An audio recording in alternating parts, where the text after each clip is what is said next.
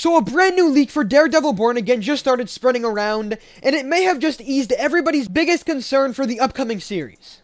So a few days ago, an article was released stating that Muse will be the main villain for the first half of Daredevil Born Again.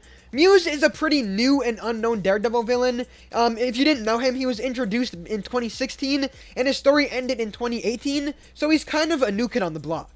But let me tell you, he is the perfect villain for this show. To give you a quick run-through on Muse's story, straight from the Marvel Wiki, Muse was a mysterious and deranged artist whose gruesome work of art was discovered after he anonymously sent the vigilante Blind Spot the address of a warehouse in Washington Heights where he had planted it. This work consisted of a mural painted with blood from over 100 different missing people.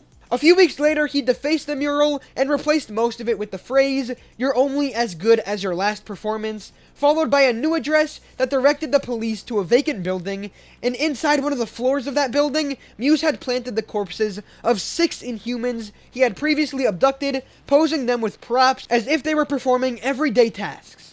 And over time, he would slowly give Daredevil more hints to where he is and why he's doing it until they had their final showdown. But come on, you cannot tell me that this wouldn't be a perfect 9-episode story, seeing how this slowly plays out, slowly throughout the episodes, seeing Daredevil get closer and closer to figuring out who the killer is. And I've seen a lot of people angry that Kingpin isn't going to be the main villain for the whole show. So what if at the end of those 9 episodes, maybe Daredevil is really close to figuring out who the killer is, but instead of him, it's Kingpin that kills him, and that's what shows how big of a problem Kingpin is going to be for Daredevil. He's able to beat this villain in days when it's taken Daredevil weeks. But this rumor is giving me a lot of hope for the show, cause I always had, the thought in the back of my head that this wasn't going to be as dark or as violent as the Netflix series, but with the main villain like Muse, you can't really make him family friendly, you can't really tone him down that much, so I think this show has the possibility to be on par or even exceed the original. And this is also looking really good for future projects like Blade, or if we ever get a Punisher show, or if we ever get a Midnight Suns movie. We know Marvel isn't going to shy away from, the more terrifying and morbid villains, and they won't be afraid to make the projects more dark.